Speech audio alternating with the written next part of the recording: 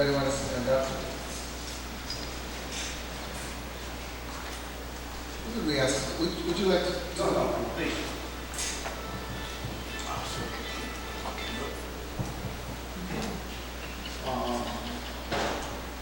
Ule kako. E umau kia I mai ka pō mai, e nana ia mai, ka hana a kako, mai luna a lau, mai ka hikihi a ka hiki, mai ka hiki nā ke konohana, mai ka uka e kai, mai loko a wau, kia I ia, mālama ia, e pale ako I ngā hoko pilikia ana I kō kako nohona, a mama uani.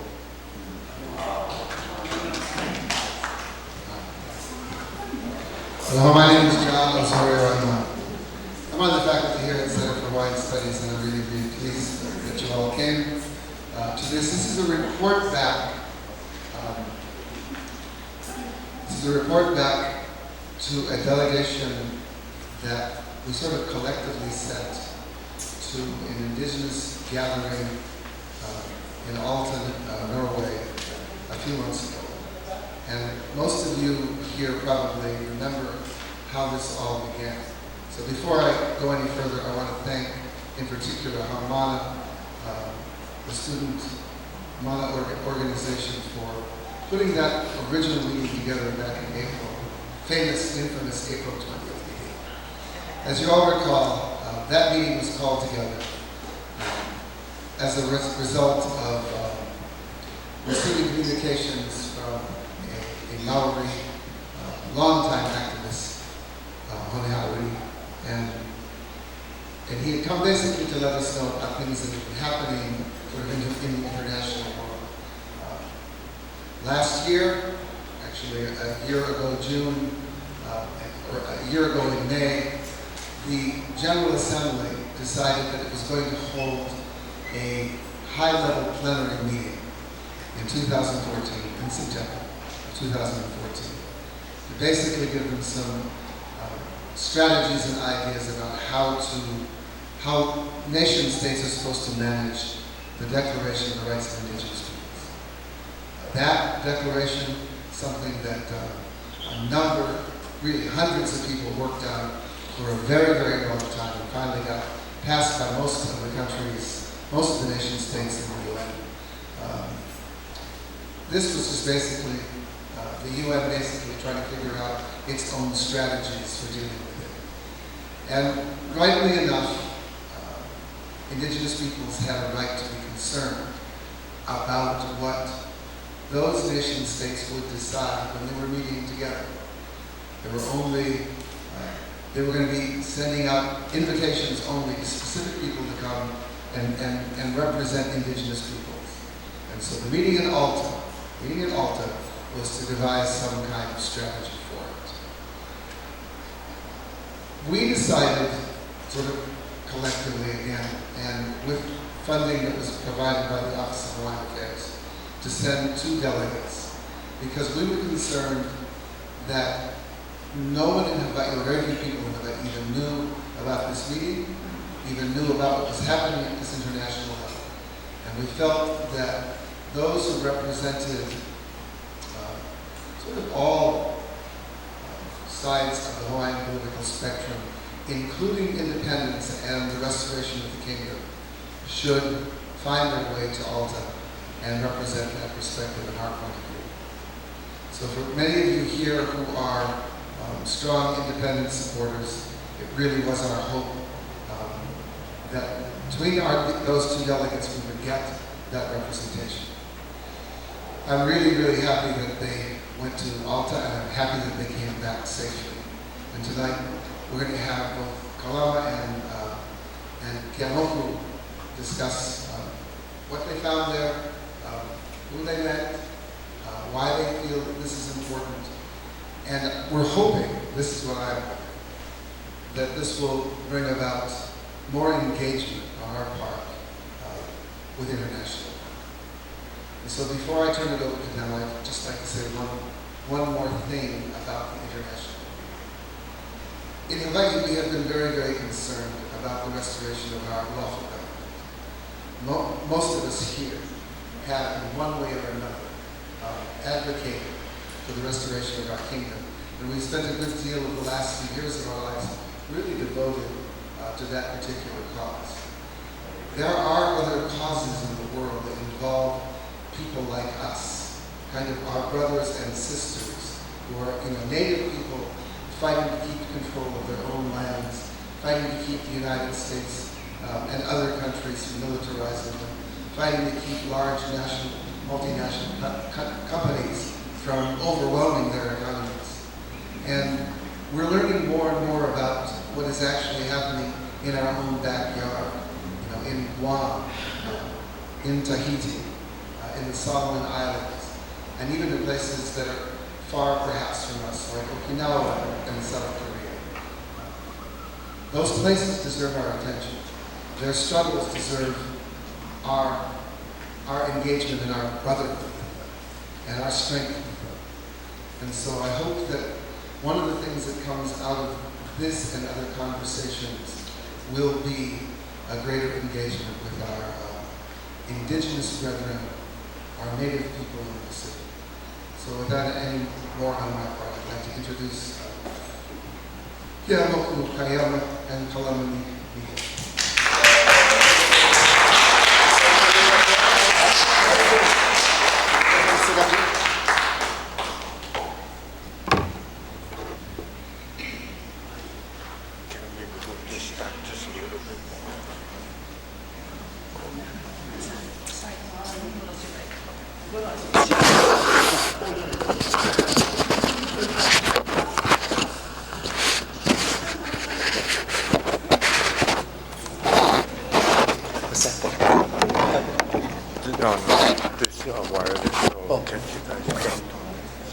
You want to start? So are we going to start? Either way, that's fine. Okay. I don't know. We don't necessarily have any kind of format to this, so if that's okay, we can just go back and forth. Yeah.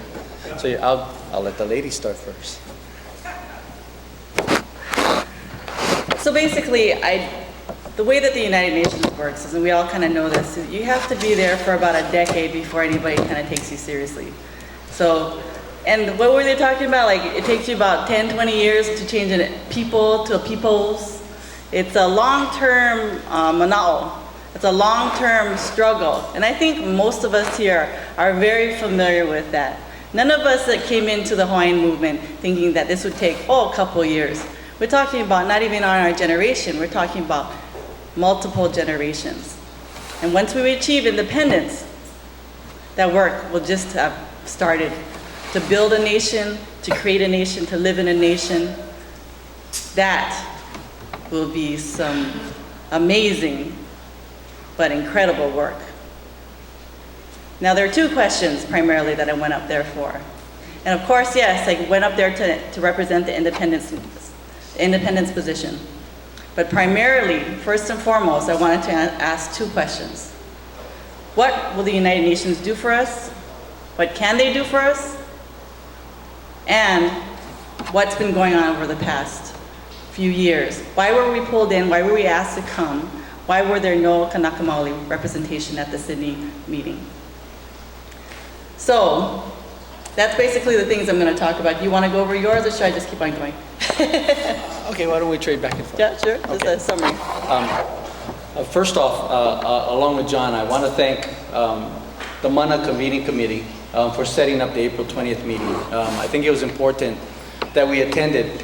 We basically found out how little we know about what's going on. Secondly, I do want to extend my aloha to those people in the group that recommended I go as a delegate. And to the MANA Convening Committee, especially Andre and Ilima, for helping us get this set up and arranging for our travels up to Alta. For me, as you know, I said in the April 20th meeting that I think it was important that we identify who we are and that we make sure that people, when we speak to people, that they know that we first identify ourselves before we have any communications with them. I think if you also know, my position has firmly been that we are an independent nation that is under illegal occupation. And we continue to be illegally occupied. I was concerned about going to these indigenous gatherings, being characterized as indigenous person, because I also know that for so long, that our characterization as an indigenous person was within the context of the United States. So we were under the dominion and control of the United States. So my position in going to Alta was to start to educate people, to make them understand that we in fact continue to be an independent nation. And if any indigeneity is attributed to us, our indigenous characterization is between us and the Hawaiian Kingdom, not us and the United States. And I'll talk more about that, but as you know, before I left, I actually prepared a document that I called the Kekanaka Oiwi Statement. And that presented our lawful status concerning Hawaii's situation. It was important for me to go up to Alta to present that lawful status and to at least, as much as possible, educate and persuade the members of the Pacific Caucus that was our status, and they needed to support us in that status. And that was my primary reason for going. There's much more that happened, but that was my primary reason for going. So Kalamai, yes, I would also very much like to sincerely mahalo the Mana Group, because there was a question that was raised about why weren't there Kanakas in Sydney. And they approached Andre at first, and then Andre went and he corralled the rest of us in. And but he did it in a way that was very accountable, very transparent, and very open to all the community. So I really aloha those guys for that, and Ilima and Terry and all the folks that have worked really, really hard to make this possible so we can report back.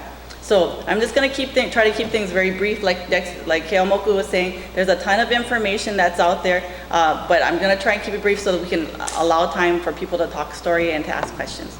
So the first question, as far as what can the United Nations do for us? So the first question before that goes, what do we want the United Nations to do? We want the United Nations to be a part of getting the United States off of our back. Okay, can they do that? You're asking a question. Yeah, well, that's the thing. Can they do that? Now, what can the United Nations do for us? Okay, number one, we can build allies. We have the United Nations, we all know, were created by the bigwigs. That is the Big Boys Club. When we go there are so many different possibilities for us to create leverage, connection, internationally to support our cause here. Now, allies, number one, we create allies. Now, there are situations that happen here in Kapai'aina, like Papahone Harawira said, you find out what's happening over there, you can come back home, and if they arrest us, we can utilize that in order to support and protect our people. In addition, Malia Nabriga pointed out, during the time when the GMO struggle was happening, they went and they approached people from the Pacific that their kalo was being utilized for the GMO and had their government speak out against that. And that was a part of the struggle that made it possible for us to stop the GMO terror. So it became an international alliance based upon good relationships from prior work that had been made by connections made from traveling internationally. We brought it home, we made it possible for our people to make a struggle and a stand more effectively here. And that relationship that was built was because of the work that you did when you went there in solidarity and communication over years. So we got the allies, okay? Number two, the big thing that I think for the independence position is, there will come a time when there will be people that come here as part of the international community, and they might come from all different walks of life, and that they will say, what type of nation do you want from yourself? And right now, with all respect to the people that have been going there for decades, and the good work that some of them have been doing, the only voice that's been there has been nation within a nation. So we haven't been there. So when the time comes that people come here to talk to us, they will talk to the people that have been going that are primary nation within a nation from Kapai'aina. So, the long game with this. Am I expecting the United States will fall in love with us? Probably not. But when the time comes at every different venue, and the United Nations is just one, when they come back to Kapai'aina and they say, oh, what nation what kind of sort of governments do you want? And instead of over years and decades of somebody being up there saying, oh, nation within nation is the only choice, they'll be very clear from past experiences and from just consistent presence and work that true independence is also on the table. The last thing is that we have to keep an eye on what's going on internationally. We had an interesting, kind of bopping around, looking around, talking story with folks. I sat down with the indigenous representative from the World Bank. And I was like, aloha, what's up? I'm from Hawaii. What's your name? Oh, where are you from? Oh, World Bank, interesting. And so Dexter came and sat down next to me and said, oh, tell us more about what you're doing. Why don't you share with us what's your goal? And their goal is that the banks all meet on a regular basis, and they have put the indigenous people on a top priority. And why is that? Money, resources. We have rights to extract our own resources, then they can then utilize it for financial gain. So finding out what's happening, who's there, who are the players, what are they doing, keeping an eye on that process is another major reason that it's good for us to go there.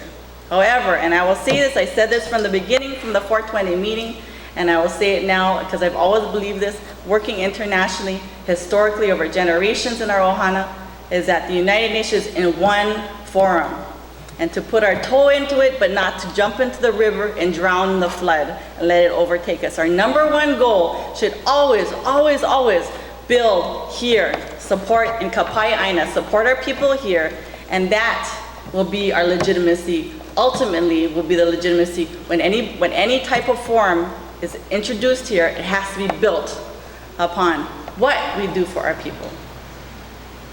But having somebody that goes there, puts a toe in, and is able to get in there without getting lepo and caught up in all the BS, I think it's a worthwhile pursuit.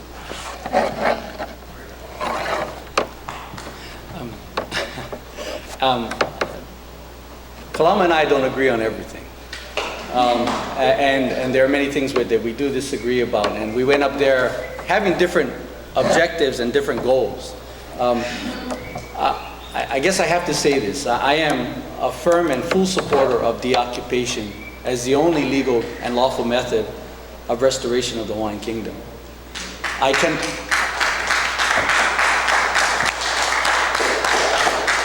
Thank you. So of course, you know I do not support a nation within a nation. I also cannot support those who seek independence through decolonization.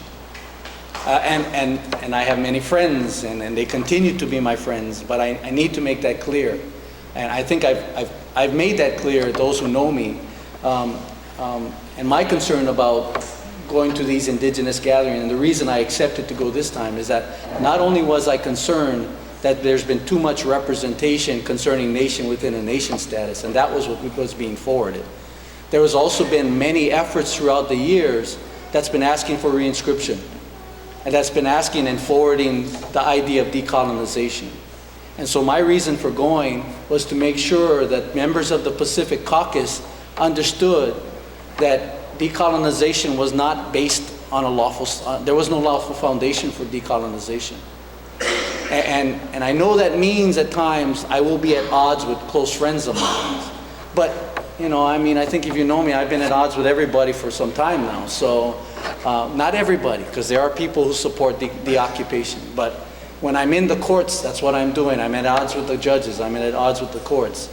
When I'm at PBS last night, I'm at odds with the former governor. I'm at odds with the current senator, Senator He. Thank you. But so I cannot support the idea that a person claims to be an independentista if they're supporting independence through decolonization. That's just my contention, and I will continue to believe that, and I will continue to forward that. There have been, especially just a month before the meeting at Alta, there were members that went to the permanent forum at the United Nations to give interventions and asking for and supporting reinscription on the list for decolonization.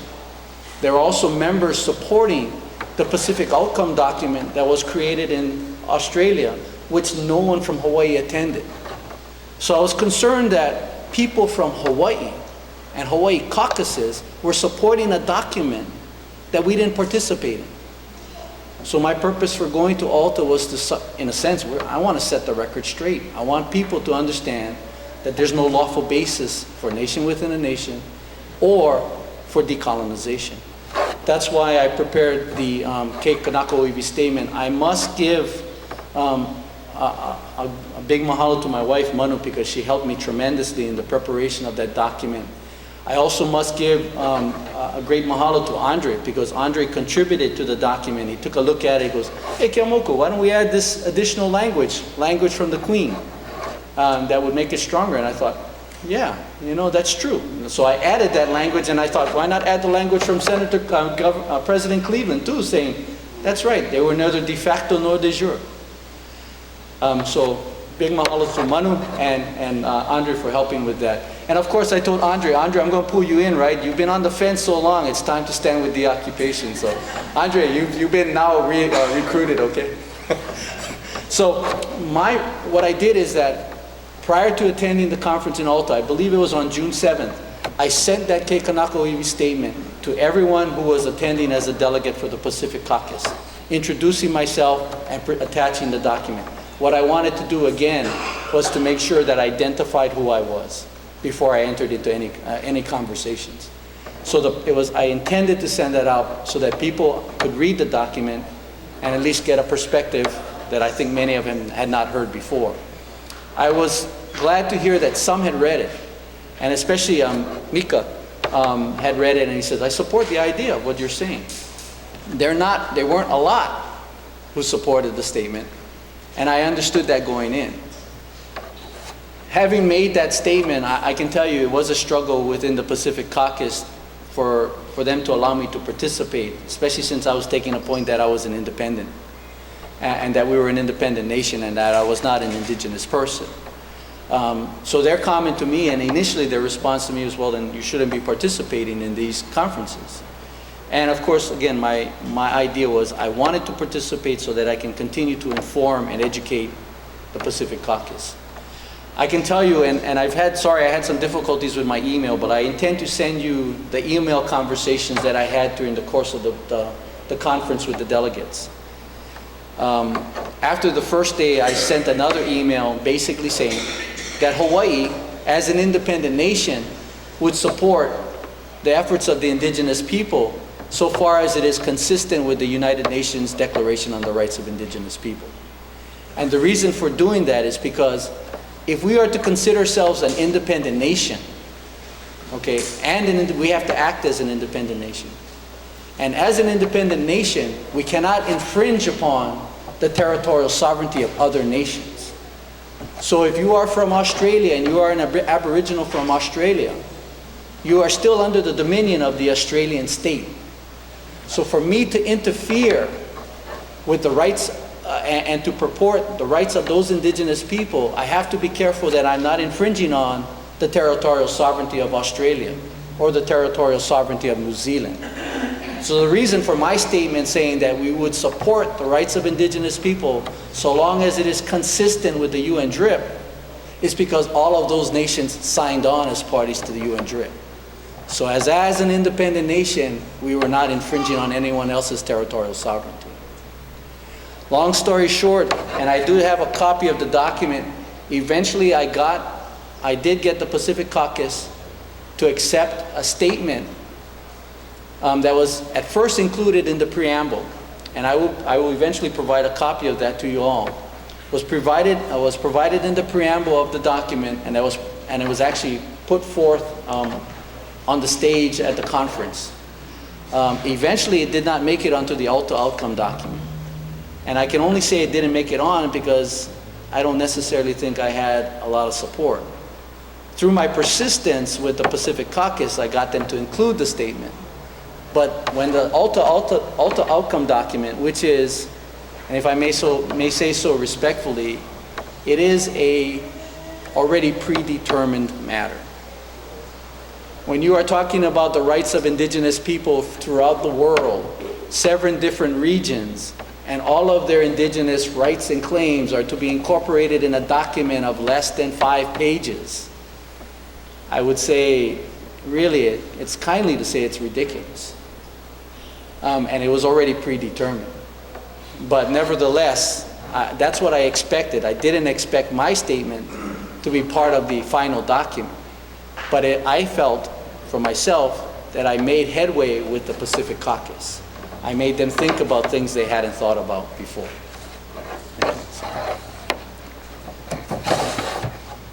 Sorry it took so long. No, that was excellent. And watching, it was definitely very interesting because the process for the United Nations and with the Alta document, with all these processes, there's 1,000 hours that go into it where it's just a few people, and then they get these larger gatherings. And some part of it's because those people are willing to work at it, but some part of it has to be because some of them have the ability and the leisure and the support to work at it. Okay, so there's the people that is going back to looking at what has happened over the past year or so, and I've talked to lots and lots and lots of people, tons of people ever since April 20th meeting, different delegates from throughout the Pacific about what's been happening. And in a nutshell, I can say diplomatically that my understanding of what's been happening is that it's a very similar dynamic whenever you go into international work. Hawaii, Australia, and Aotearoa dominate. Now, part of that has to do with the fact that the people that we're sending tend to be people who are highly educated and very well versed in this realm of working in this legislative lobbying positions. Now, and they have the freedom and the financial resources and support from whatever area, if they're working in the university, they're working in a government, they're working human rights, an NGO, what have you, they're resource rich. And as a result, all of the other Pacific nations, they get marginalized. Not necessarily by intent, but certainly by effect. And like any political organization, power is key. Now, there was significant over the past year, and to just, in a nutshell, there was a power struggle that happened. And part of that power struggle involved Hawaii. Now, the biggest concern that we had is that what was happening when the 420 hui was gathered, you looked at that room. Movers, shakers, people with decades of community organization, respect, sacrifice, aloha, who had no idea of what was going on over there. Where was the report back? Where was the accountability to our people? How was it reaching back to our people? Yeah? So ultimately, the responsibility is, moving forward with the United Nations work, have to report back, have to include the rest of the people. When you go there, it's gonna be a non-stop power struggle, and you can drown in that pool forever. You can put your whole life into that. And if you're gonna go there, take it seriously, for sure. But the number one manawa is you gotta remember what's going back home and always bring it back. If there's no application to the people here in Kapa'iaina, if there's no accountability, then poho.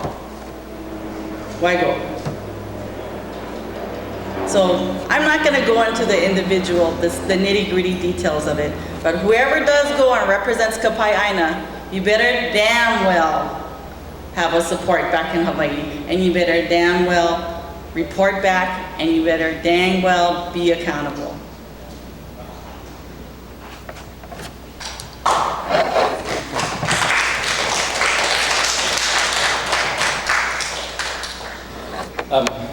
I guess let me comment a little bit about the process over there in Alta. As I can say, it's my opinion that much of this has been predetermined. I can also tell you that whether you agree with it or not, the Australians were very well prepared for all of this. And they have been prepared for this for a long time. And I understood that from the moment I walked into the very first meeting of the Pacific Caucus. Because before you know it, almost every leadership position was held by an Australian.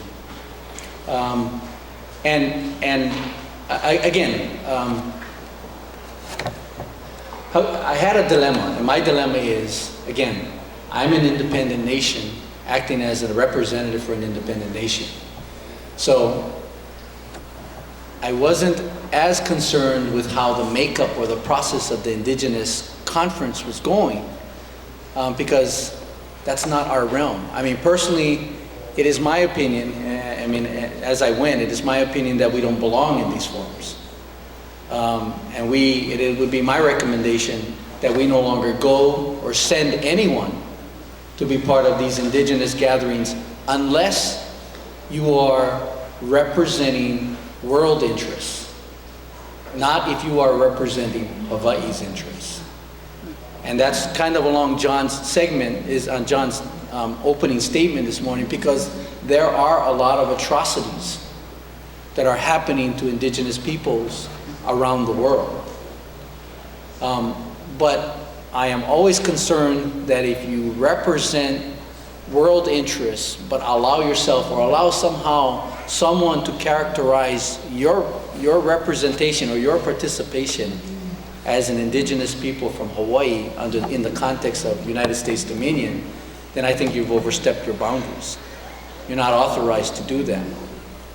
For example, Mililani Trask is an excellent and very well, she's so knowledgeable when it comes to matters of Indigenous rights. And she should be there protecting our world's interests, the interests of the Indigenous people in the world. I would only stop her if she started to say that Hawaii is an Indigenous person in the context of the United States Dominion. Not that she said it, she didn't say it, but that would be my kuleana if she was to make those representations, to say, no, I cannot agree with you. But as far as when it comes to protecting the atrocities, she belongs there. And we should continue, if there are people supporting her, continue to support her there, because she's a smart wahine. She knows those kinds of issues. She knows how to work in those issues. The only time we're gonna butt head is she says Hawaii agrees with these things and we're an Indigenous. And not that she said it, but I'm telling you, that's where we would butt heads. You know? The reason I went, and the reason it was offered to me and I went again, was to start for us to undo much of the representations that have been made to date. Hopefully, to start to undo that. And I think if we continue to send any representatives from Hawaii, it should be in that context that we are attending these gatherings to remind you of our independent status and to request your support of our reclamation of that independent status, the restoration of our independent status, so that we can support you as Indigenous person, but as an independent nation. So that's, if we send people, it should be for that purpose. Otherwise, it would be my recommendation that OHA spends not one more dollar on sending any representative to advocate for nation within a nation or for decolonization. That would be my recommendation. So,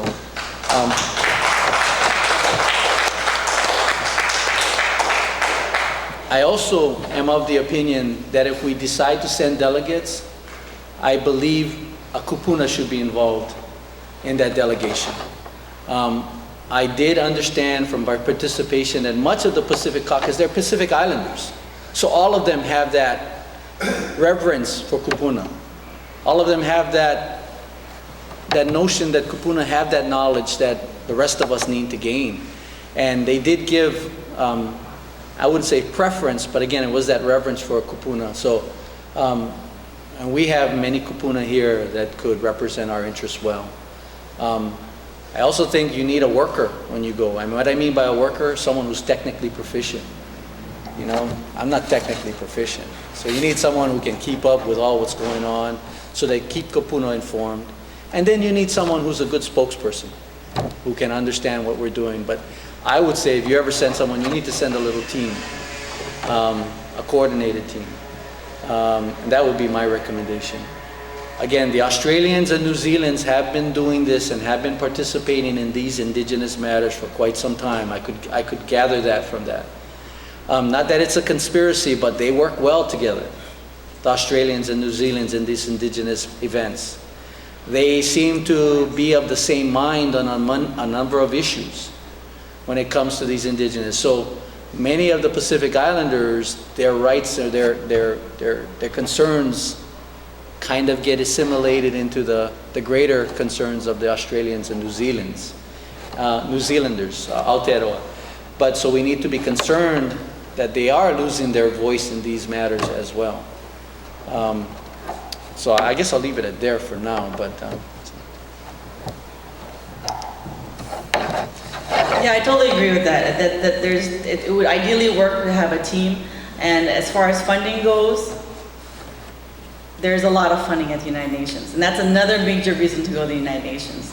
That's why a lot of people are there.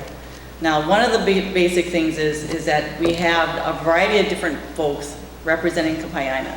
And that right now, Melina Briga is the focal point.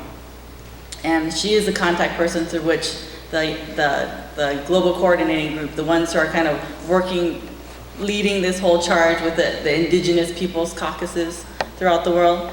So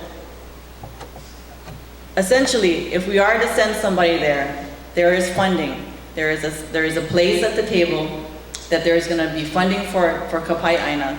It will be limited. They'll have about 4 representatives. They'll have and included in that will automatically guarantee be Mililani. Whether you like it or not, she's a powerhouse there. She is highly respected and she's done a lot of work. So she had, at that level, they have guaranteed her a seat. Then there's 3 other positions. Malia has also earned a seat at the table, and she's a focal point. So there you have 2. So you only have 2 positions that are funded by the United Nations. And as far as if you're looking at different representation, if we're looking at the independence position, we have to, I say we demand at least 1 consistently every year, create a list of folks that are primary, secondary, and tertiary folks that we're willing to send, that we feel adequately represent our voice there, and have a consistent representation and continue to move forward. Again, like you said, putting forward the independent status of Kapa'iaina, as well as supporting and working with, on the global level, the rights of our people here and internationally. And that's pretty much it for me. I know there's a whole global universe behind what we've talked about so far. And like Ke'aumoku said, that the whole process is kind of a grind. And I talked to Papahoni Harawira about how come Moana Jackson dropped out. He dropped out primarily because he felt that UNDRIP was a weak document and was woefully inadequate. Base bottom rights, yeah?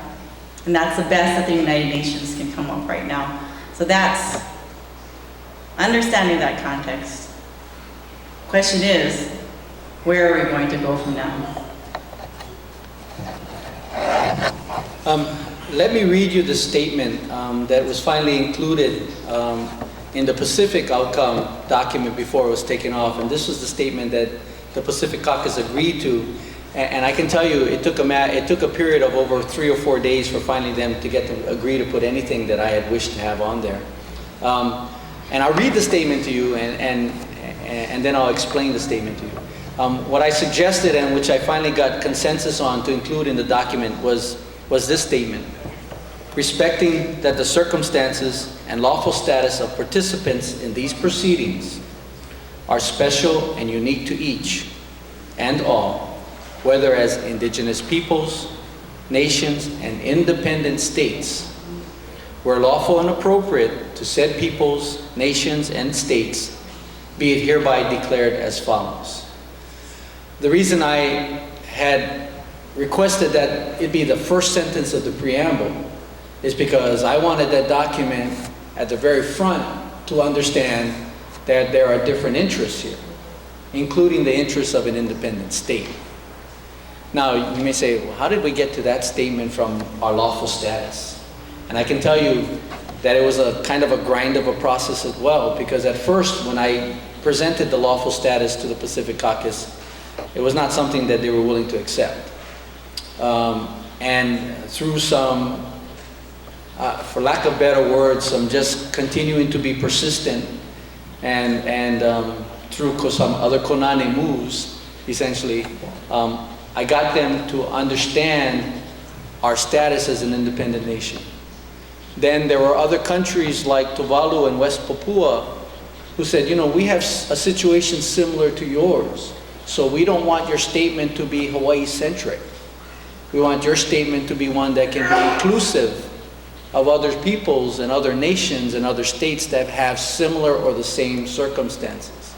So they put that burden on me to come up and prepare a document in which they could all accept. Now, this is the language that they accepted, and in my mind, it preserved our status as an independent nation, because I said, where lawful and appropriate, then it might apply to us.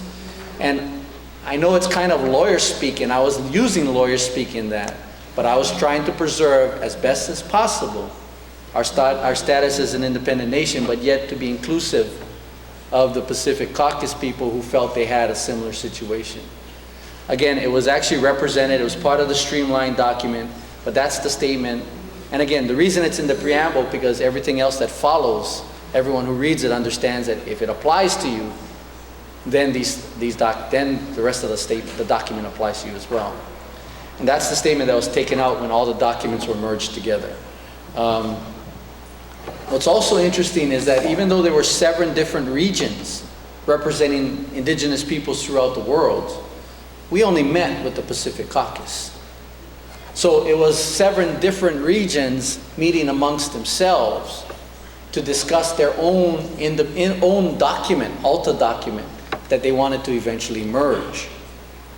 A fallacy of this conference is that it didn't allow an opportunity for the peoples to come together and talk about their varying interests or how they can consolidate their interests into a document, again, of 4 to 5 pages. Cannot happen. But, so what we were doing, we were independent little islands writing documents. And then each of the caucuses had, what they had were drafters that they selected from each of the caucuses. Now, these drafters were the ones that made the determination what gets consolidated and what gets deleted.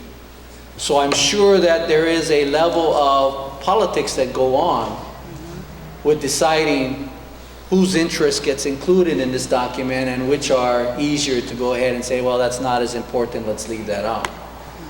So I understood that all along, that my statement probably wouldn't continue to exist, but that wasn't my goal. My goal this time wasn't to educate everybody. I was with the Pacific Caucus. That's who my audience was the first time around. But just to give you an idea, that's how these things work. And that's why it's predetermined. That's why I have a difficult time in my mind justifying the term self-determination and these kinds of documents and these kinds of conferences that occurred.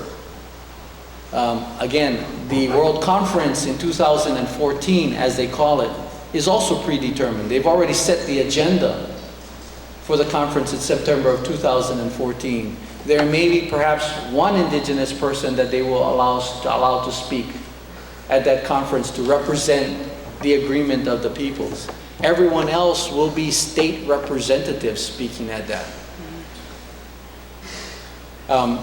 That's another reason why, and I can understand why.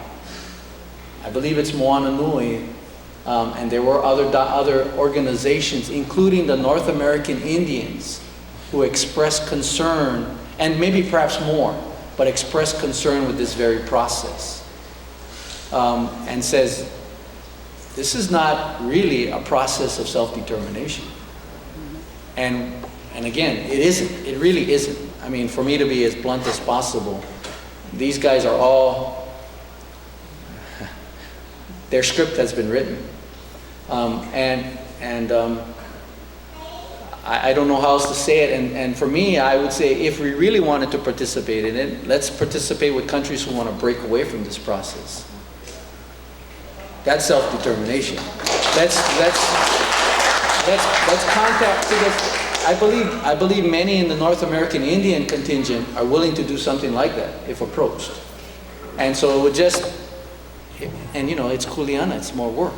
But it would require us to have delegates to go to some of the different islands and say, are you willing to consider this as well? The only way I can say it is those who were in the same group as Kai Landau, their document, their Independent Pacific Outcome document. There was some very strong statements in those documents, and some statements that I would support. But I also think Hawaii needs to consider that, is to consider maybe leading the effort to break away from this so-called World Conference of Indigenous Peoples. I think there are a lot of people willing to follow. There needs to be a first. And so that's what I would say. We should, if you're going to consider something like that, consider that. So thank you.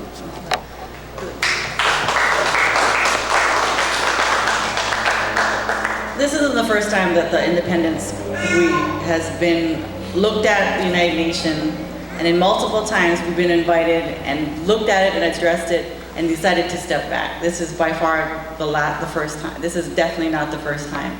And our priorities on the movement and the independence movement side have always been to work primarily among the people.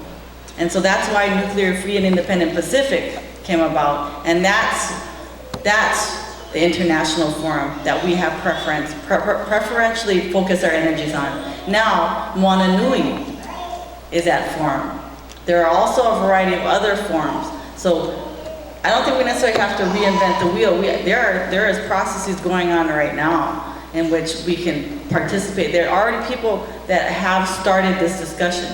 And that's why I say focus on our work that help among our people. I would say if we're gonna focus on international alliances, let's focus primarily on groups like Moana Nui, rebuild Nuclear Free Independent Pacific, because that's just obvious right there. That was the thing. It was Nuclear Free Pacific. And then here, my father, Puhi Pau, and Imaikalani Kalahele were part of that movement to put the independence into NFIP. So it was absolutely clear.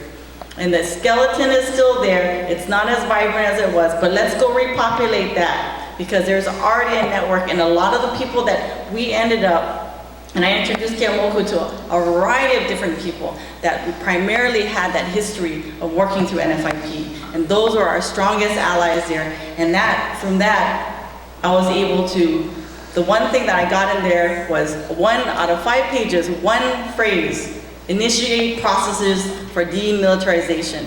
And that was a different thrust that I did. That took 3 or 4 days of grinding as well. And I went to I went to the African caucus, I chased down the North American Indigenous Peoples Caucus, I chased down the Asian caucus, I chased down the Youth Caucus, and I pushed for it for days in the Pacific Caucus. And that was just one phrase, but for me, really, really an important thing that was absolutely missing from that document.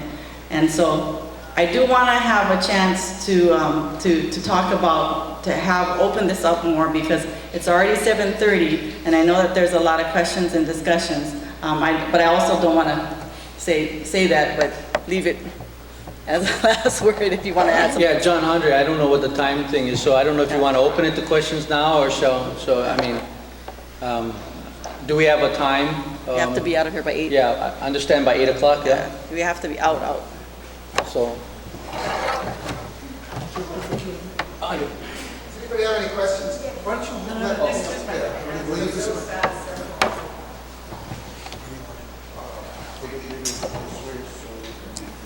Leave it down there.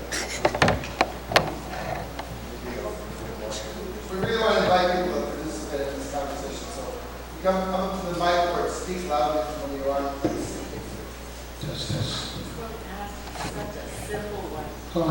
Can we use the mic just for the video so we can capture the audio? This is a dunce question. did you say that you would not recommend any more money coming from OHA, or did you say that you would? I thought, I got it mixed up on that. And I said, what I said is that OHA should not spend another dollar to send any representatives to attend these kinds of indigenous conferences if the idea is to say that we still are a nation within a nation or that we support decolonization. So that's what I would not recommend we spend another dollar to send representatives to make those kinds of claims. They should be sent to set the record straight. That's the only reason OHA should be funding those things, is to have Kiemo set the record straight. Well, not just me, there's plenty others too. Oh, well, Okay, but you're the number one now. It is a little bit of a, is the word conundrum or contradiction, because you did speak about Mililani being, she should continue to go, and she is clearly nation within a nation, yeah. And that's why I also said, if she were to represent the world's interests, so the indigenous peoples of the world, but as long as she does not attempt to claim that Hawaii is an indigenous person under the context of U.S. dominion, if she were to do that or were to give the impression that she supports decolonization, then I would not support Mililani attending those conferences either. Being the nation within a nation. Either nation within a nation or decolonization. I'm not and that's me, but I don't believe there's a lawful basis for decolonization. So, and the only other thing is that getting into this forum, and I would really love to be further educated, and I think a lot of people would like this too, about what, and I know we don't have the time to do it here, but what is the difference, okay, between the deoccupation and decolonization? And the reason being that there are many people that I love and respect that have taken that position, such as Dr. Kikuni Blaisdell, and I've always upheld that. So I think that when we take a position like that, it has to be, not just off the cuff, it needs to be something that is very deep and very much rooted in education of ourselves and of the community. So that's all the thing I raise. Yeah, so just to address that really quickly, they are going to have a discussion on July 27th at Lago Iho'ea by a variety of different folks, including Kiamoku, myself, Lisa Natividad from Guam, Mai Van Lam, Kuyo Vogler, among others, who will be discussing the deoccupy versus decolonization, and as well as what's happening in Alta, what's happening at the United Nations. Yeah, and that's good, but we all understand. I mean, it's taken me years to understand, and I can tell you, I'm sure I don't understand everything yet. So it does require some homework on your part, on everyone's part, to start looking into this. There are documents that we can look at that actually, but that helps give you a better foundation. So I think maybe Laho'oea might be a good starting point, but then from that point, we would have to say, need your help too, to complete that education.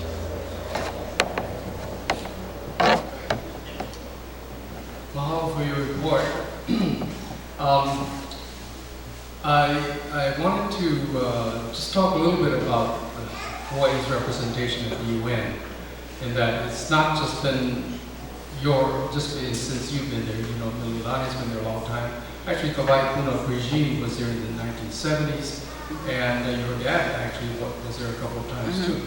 And Kikuni and many, many others, and all have very, very well represented, or represented Hawaii very well in all those efforts. It has not always been, and I would say, I take issue with the fact that you say only a nation within a nation model has been presented, because I've been there for the last 8 to 10 years, and we've only presented independence appeal there.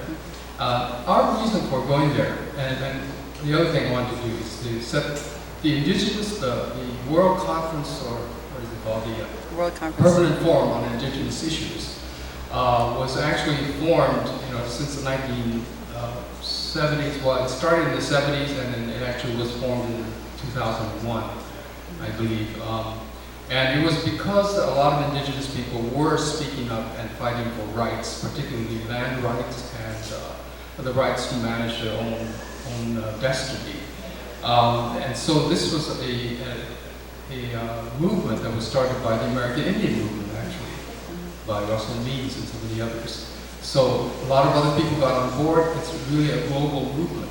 But it also is, as you say, very limited. It's a very, very small part of the overall thing that the United Nations does.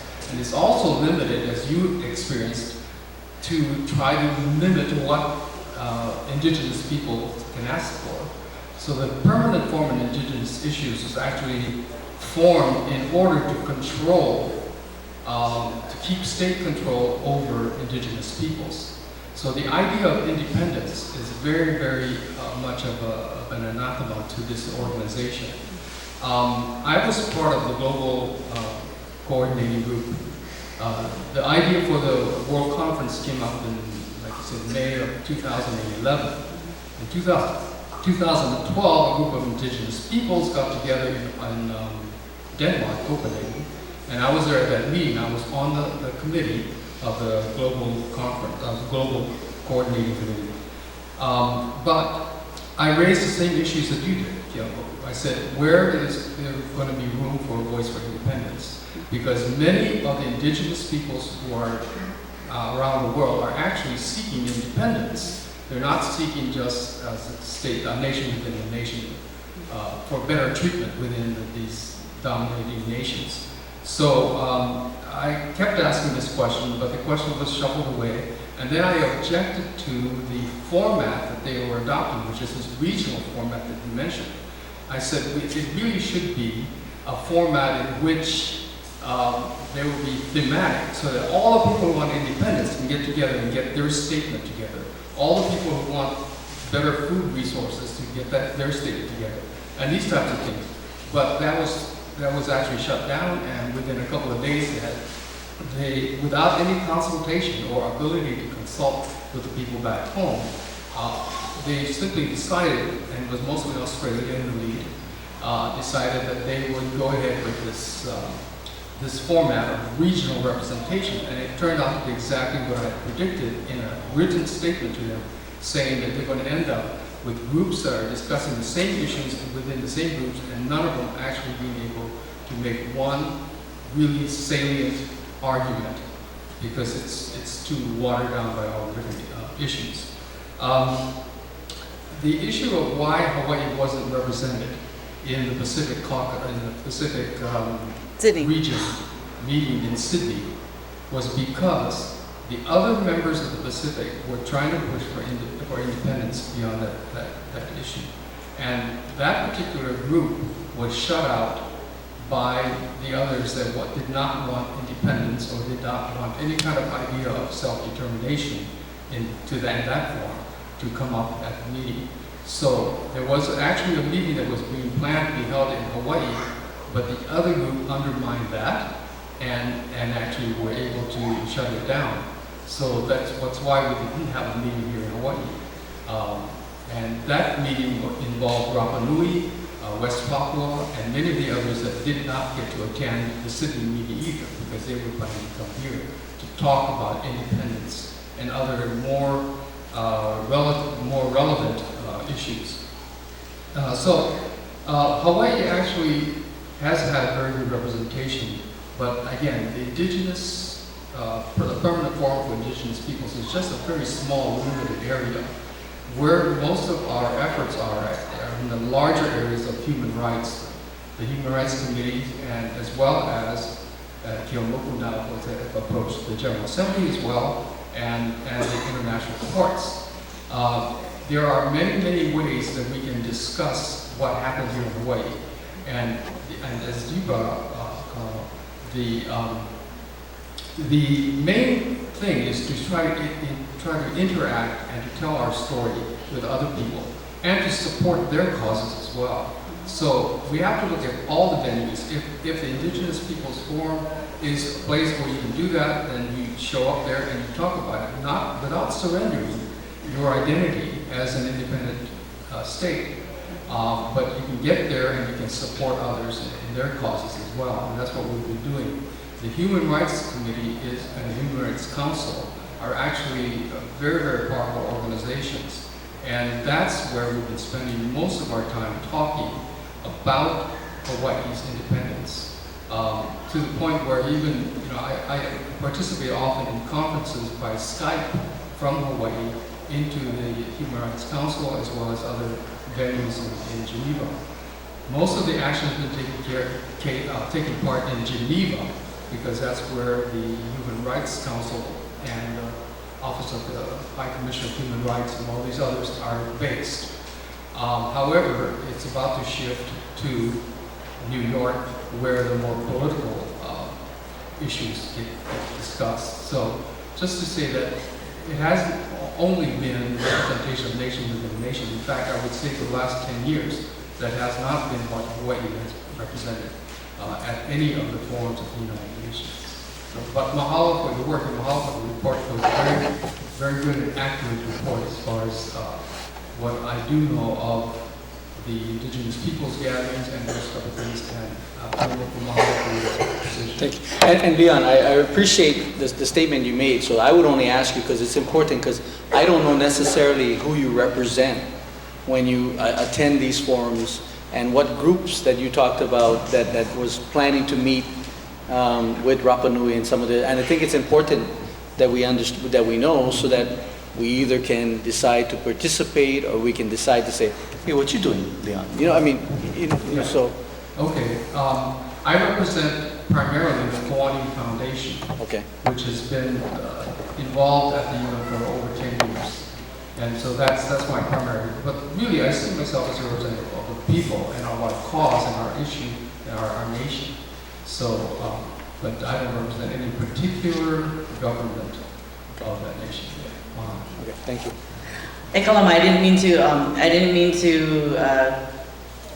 to minimize the work that the people who have been going there have been doing, but I think that because certainly with our ohana and with our kupunas that we've always stood behind, Kawaipuna, Papakikuni, Papa Solinihau, we've definitely been. That's what I meant by that. We've had these previous forums of being able to forays of going to the United Nations. And I do know that there's an independence platform that's put forward. But what I meant with that is that the consistent, clear, broadly connected, deeply empowered voice that we're hearing coming out of Kapai'aina is from folks that represent nation within a nation, namely Mililani Trask and Lili Kala and Kili Igora. So they've been very vocal. Not that we haven't, as independence folks, gone up there kind of periodically, but the powerhouses there are clearly from the Pacific: Les Malazar, Brian Wyatt, Mililani Trask, Mick Dobbs. Okay?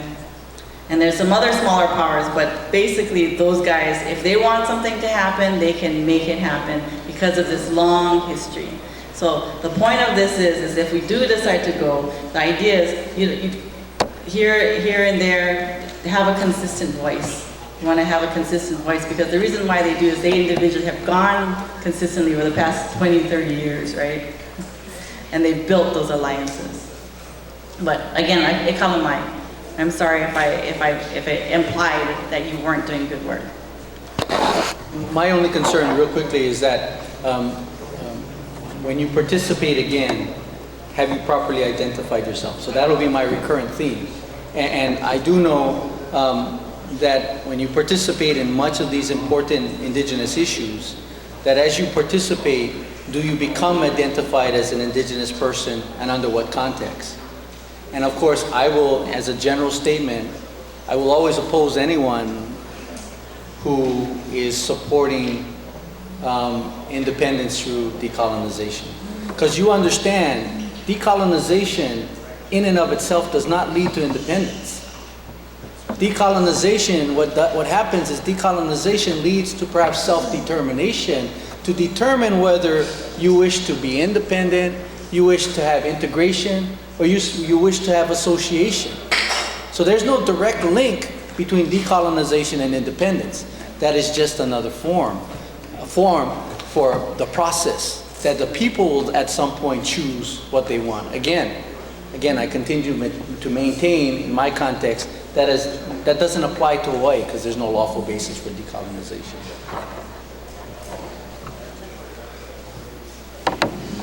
Aloha kākou. How's it done? First off, Kalama and Keaumoku, we'd like to thank you very much because this is a breakthrough for all of us. The previous people from Hawaii that went to the UN, we were basically clueless except for some of the things that you brought up. But outside of Mililani and whoever that other woman is, we never get feedback. So the only way for our appeal to groom themselves to be future leaders for us would be to get an inside look at how things operate at the UN. And the information that you brought back helps us greatly. There were some things that I wanted to kind of clarify, probably putting us on the same page. The thing that gripes me the most, my biggest pet peeve, is buying into their definition of nation within a nation. There is no such thing as a nation within a nation, semantically and otherwise. The nation within a nation is actually occupation. The fact that being a nation within a nation, you cannot enter into treaties economically, you cannot work within the international confines for economics, commerce, and the nation within the nation that they're speaking of, you come under the plenary authority of the Secretary of the Interior. So it's a misnomer, and actually what it does is it fools people into a false sense of security. As soon as you hear about a nation, all of a sudden you think of the Hawaiian Kingdom, right? And the privilege and the peerage that is equal to the United States and the other recognized nations throughout the world. Being a nation within a nation, you do not have that jurisdiction or that status. So don't buy into this and promote this nation within a nation. It's called integration or assimilation. It is not a nation within a nation. So let's use the proper definition and the proper context of it. Okay? It just gripes me to no end when I hear that. So, This is for the other part, This is for the Kanai Oluwalu guys, yeah? Just clarify. the other thing to bear in mind is the reason why they use indigenous in their context. When you look at the meaning of indigenous, the entire world is filled with people who are indigenous to their area. What they've done is they've utilized the papal bulls and formulated the doctrine of manifest destiny. What makes you indigenous in their eyes is the doctrine of discovery. Hawaii does not fit into the doctrine of discovery. Great Britain had a chance, but they refused to take it, which is smart because that was unlawful anyway. So what they're using against the indigenous people, the 7 regions, is the fact that they are in that position because of the doctrine of discovery. And that's what they use and highlight as far as defining indigenous people. And those are the doctrines of the manifest destiny that was born out of the papal bulls. From 1095, there were about 4 or 5 papal bulls that contributed to that. Okay? So basically, that's what we want to get clear, and hopefully all of you will remember not to use nation within a nation in front of me. Okay, I may throw up. Now, the fact, like for me, I'm for the occupation. And the reason why is the crime that was committed was occupation. Now, when a crime is committed, if you have a felony, you don't throw it out and say, oh, we're going to do this and that, without resolving the crime. The crime is occupation. The only way to resolve the situation between the United States and the Kingdom of Hawaii would be the occupation.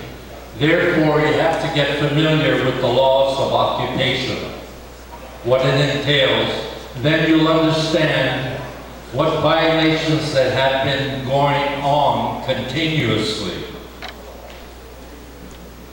And then you'll understand why we're in a predicament now.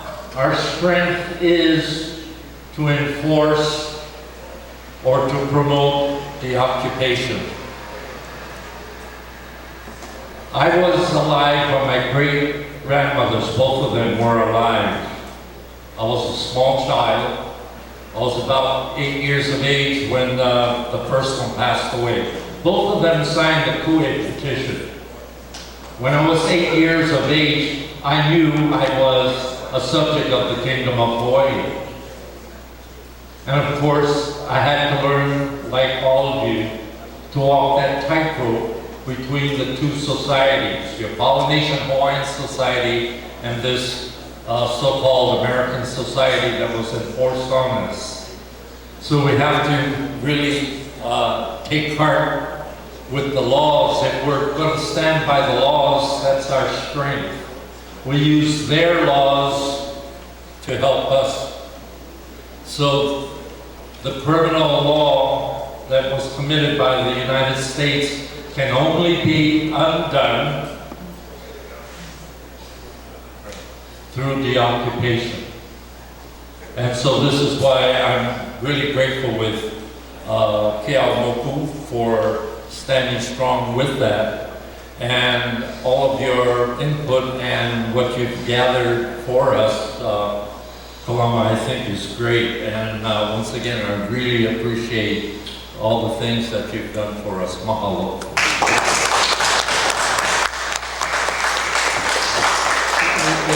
Just a comment, we have many here who have great wealth of information, concerning our status, including Tani, including Dennis out there, Dennis Ragsdale and John Osorio. So we have great sources of information that we can tap into concerning our situation, and I would encourage you to speak with, and I'm sure I left other people out, and I apologize for that, but we have great sources of information amongst our own people for that. Mahalo.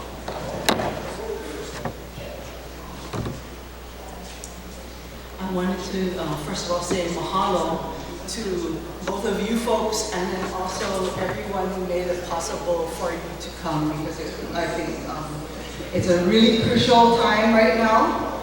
There is a lot that's going on.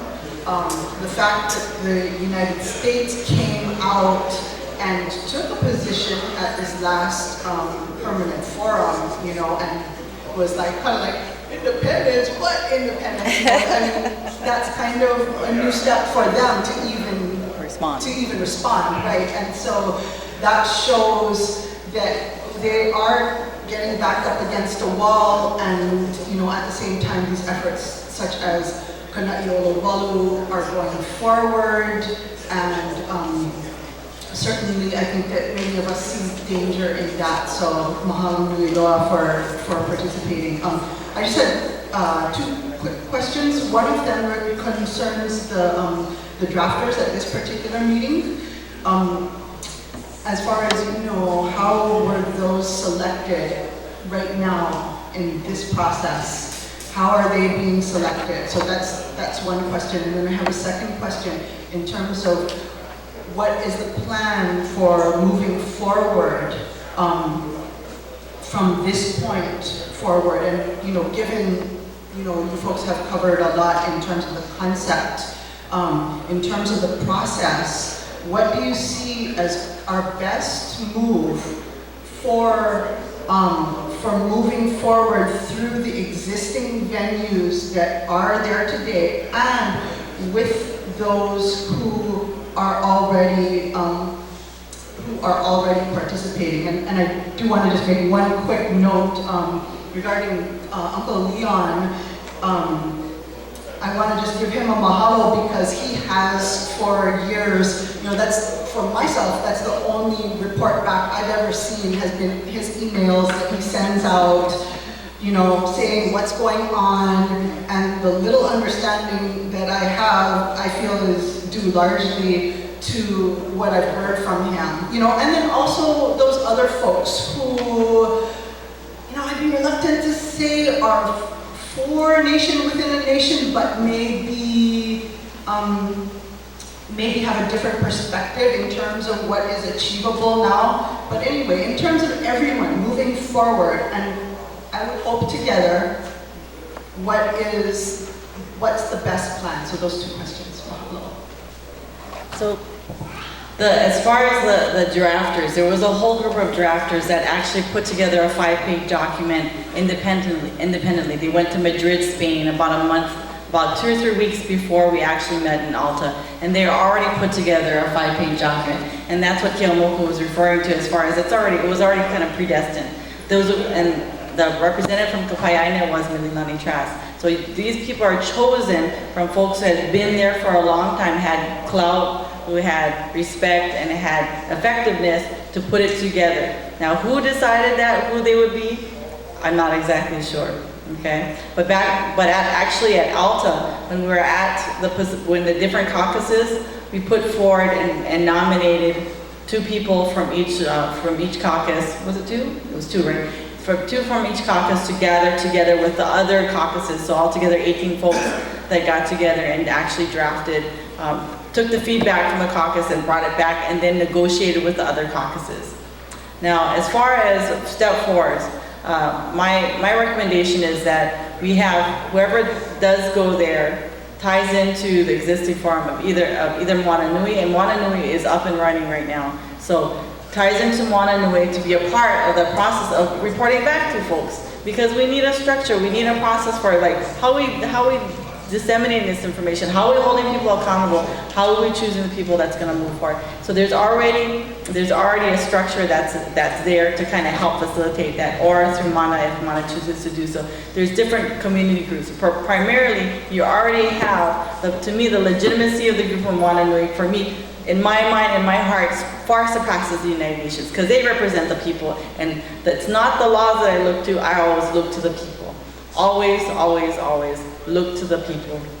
And so whoever those people will be, to tap into that. Ideally, my dream is always to reinvigorate the nuclear free and independent Pacific movement, because to me that was a much stronger, much clearer, and the people there, from the #1 message I got from all the people I recontacted out of this whole process is, damn, I wish NFIP were back. You heard what she said, yeah? There actually was a document already prepared before we even attended Alta. So the drafters had already prepared a document.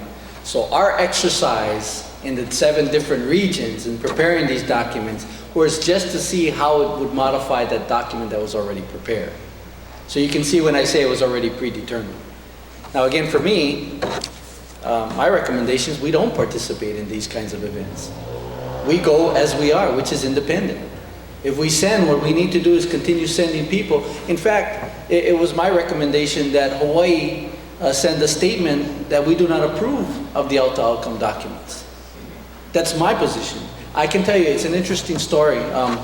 When I first got there, they were talking about the Pacific outcome document that was produced in Sydney, Australia, that Hawaii did not participate in. And so, of course, I asked questions, and my question was, well, is anyone seeking Hawaii's support for this document? Because when I attended the meeting on April 20th, we were told by Hone that they wouldn't seek Hawaii's support for it because we didn't participate in the document, in the drafting of the document. What Hone says, if we wish to, we could supply our own supplemental statement or our own addendum to that. So I wanted to make sure that there was nothing on the record that Hawaii was supporting the Sydney Australian document. I got a lot of flack from that. And in fact, they didn't want me to participate in it anymore, so I said, then go forward. You don't need Hawaii's support.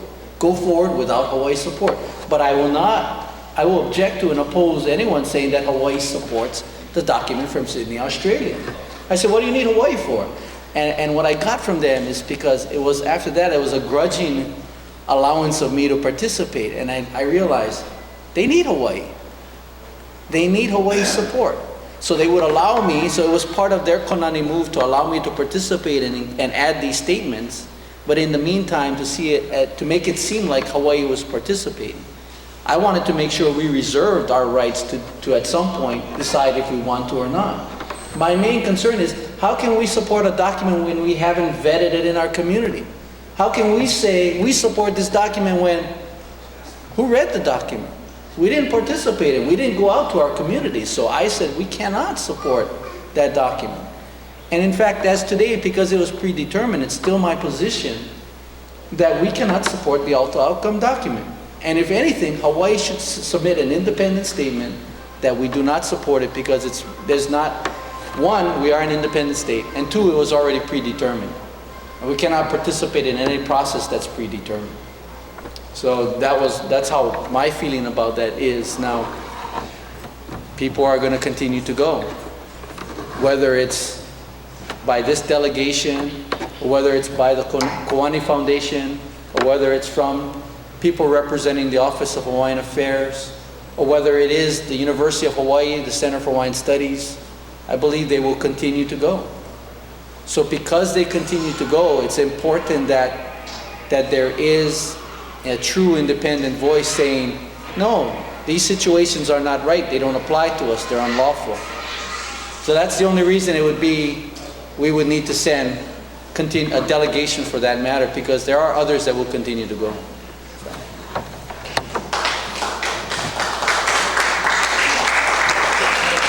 We're getting kicked out. Okay. Andre, you can clarify this if you like.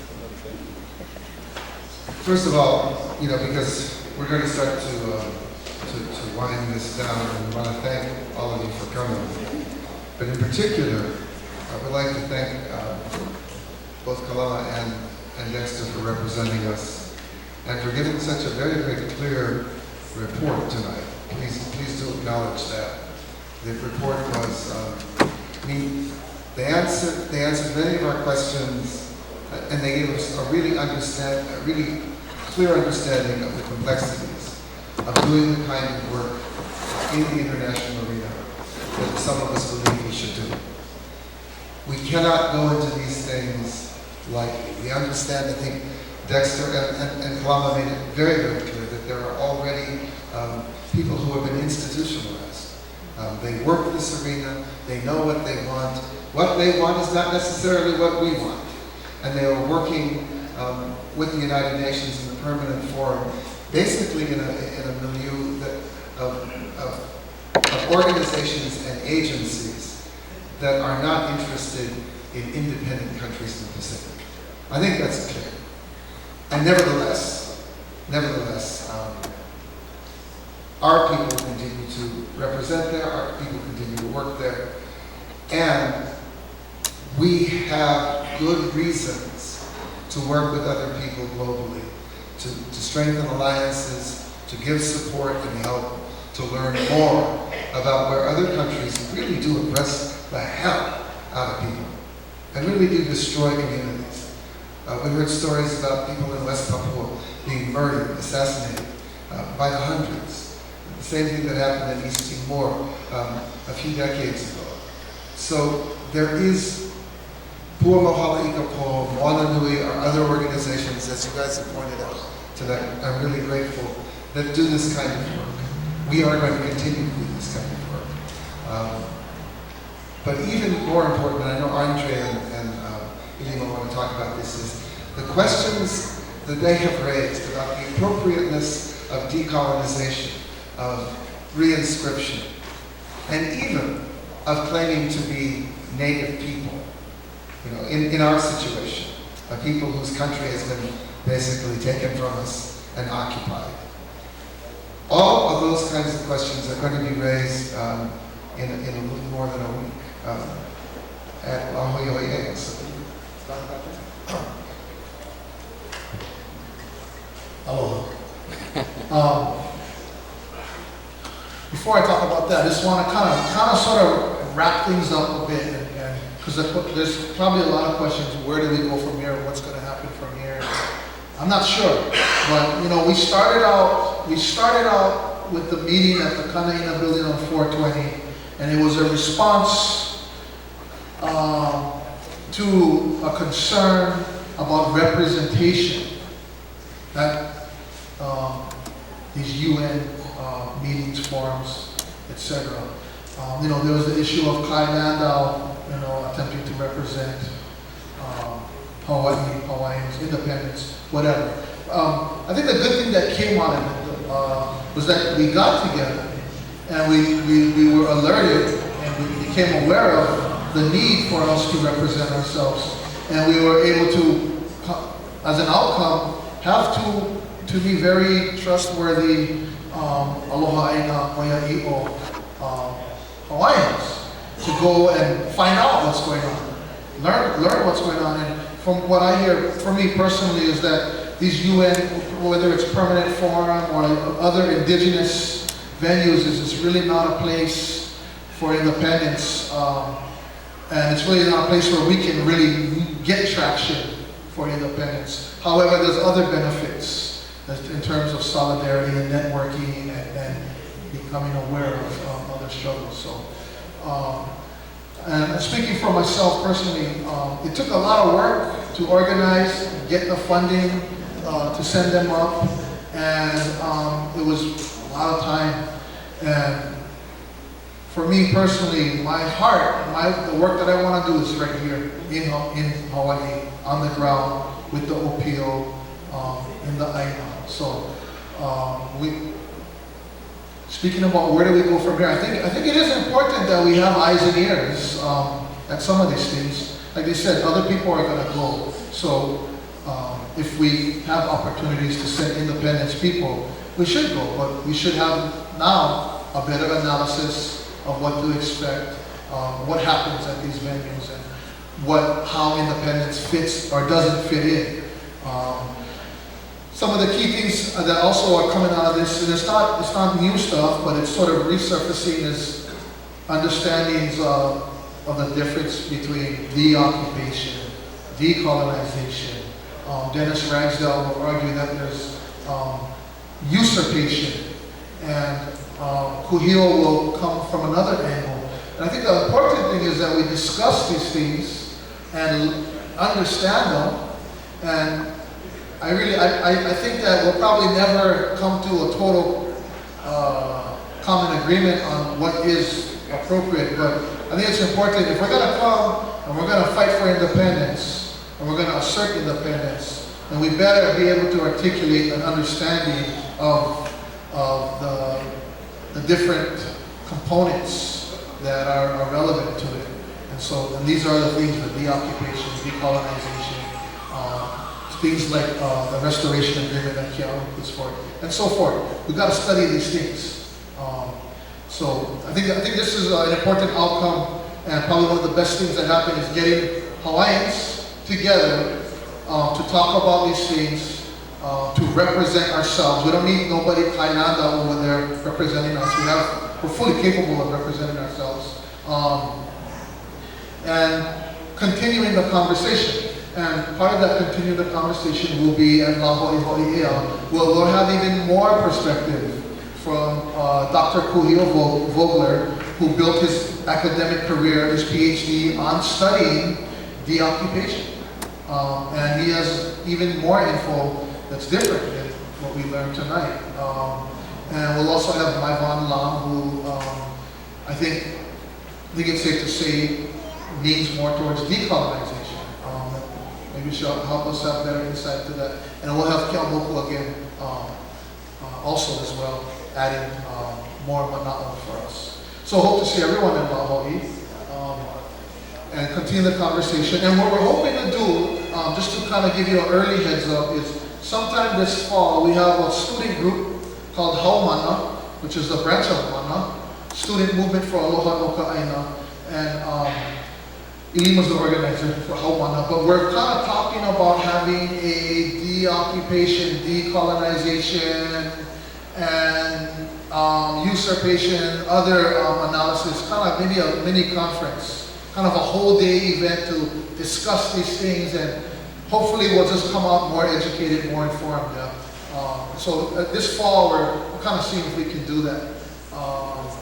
I think the key thing that we should kind of home in on though, and this is my final statement, is that despite all of the different analysis, we do have one thing in common that is probably the most powerful binding glue, and that is the understanding and the desire for independence. Yeah. You know, for the restoration of our country. You know, we don't want rights, we don't want benefits, we want our country back, we want our land back. We want we want our own government, you know, we want what they have. And so, in closing, I just want to remind all of us, though we have different analysis, let's always focus on that which keeps us together, pa'a, solid as a lahui. As my teacher, Kalekoa Ka'eo, has always taught me, way before there was ever an aupuni, there was always a lahui. So, mahalo nui, and I'm going to pass it off to you.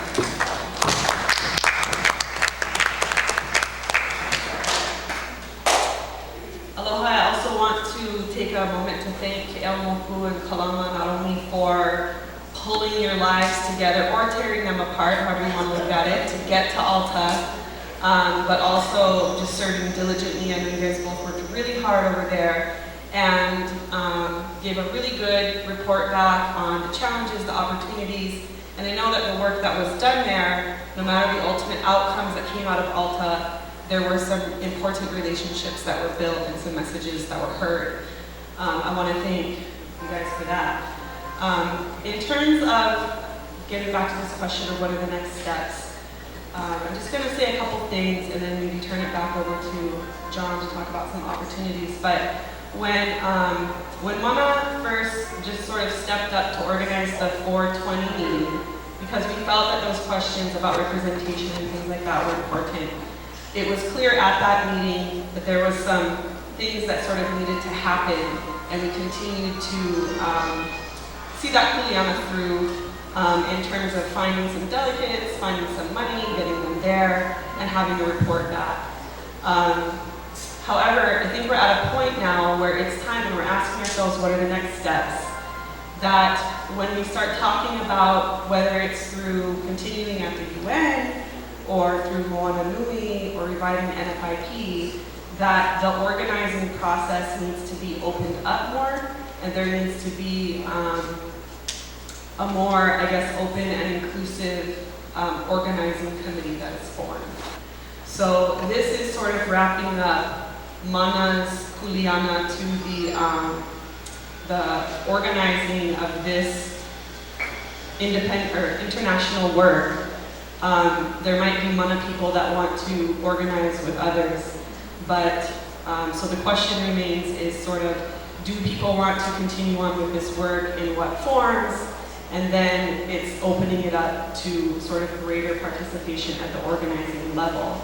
So I wanted to hand some time over to John, because I know you kind of talked about what the work Moananui is doing, but in terms of next steps and what Moananui has to offer. John, before you do, can I make one comment real quickly? Because I would be remiss as a parent not to mention that I took my son with me to Alta. Manu, it was actually Manu's wise decision. It says, at some point all of us get involved, but we don't know when, so we thought it'd be a good opportunity to get our son involved. So we paid for his trip to attend, and he attended as my kako, but eventually, and with the help of Kalama, he actually participated in the youth caucus. And I can tell you, I think he did an excellent job as a representative for Hawaii in the youth caucus. So I know it's my own son and I was waving his flag, but I have to say, I'd be remiss as a parent if I didn't mention that. He was very helpful.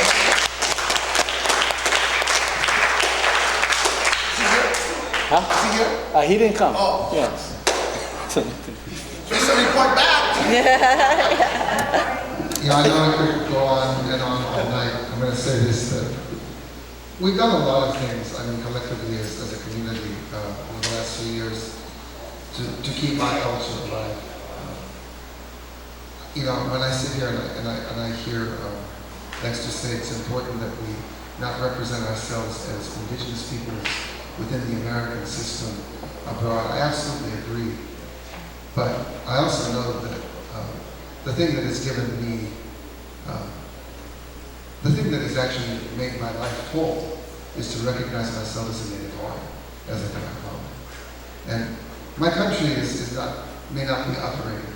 My government might not be in operation. And it may not be in operation while I'm alive. But I carry to my death, the understanding of what I am. I am a descendant of people who have been living in these islands for thousands of years. And so do you. This is the thing that we carry with us. This is the feeling under the burden that we carry with us. We're trying to restore our government, but we are also trying to live as Karan, as people who are connected to this land ancestrally. We have Aumakua here. We're trying to live a life that's different from other modern people in the world. We're trying to hold back the tide of people who say it's about money, it's about development, it's about progress, it's about consumption, and all that bullshit. Right? That's what we do. The restoration of our government is important because ultimately it will help us and our children and our descendants to maintain ourselves on life, because we were almost swept up.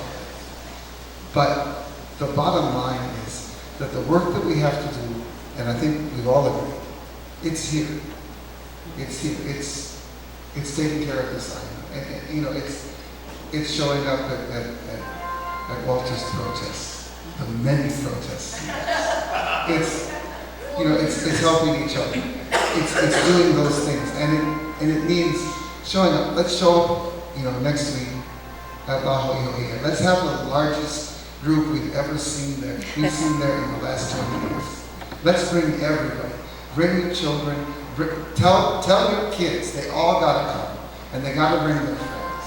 And no more of this kind of nonsense where it's just a bunch of the old folks gathering, on this one day to sort of celebrate each other. Let's build this thing. And they're going to be really, really remarkable,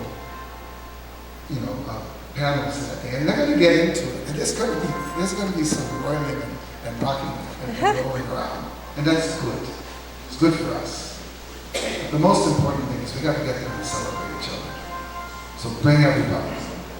Make sure everybody comes this time. By the way, when is the law? Next week, Saturday. Saturday. At Next noon. week. Saturday at noon. The 27th. I think we should stand, and I think we should sing our national anthem. Well, I was thinking of Amani Kwala'iva. Where's the stones? Pass around the stones. Let's suck up stones when we sing that song.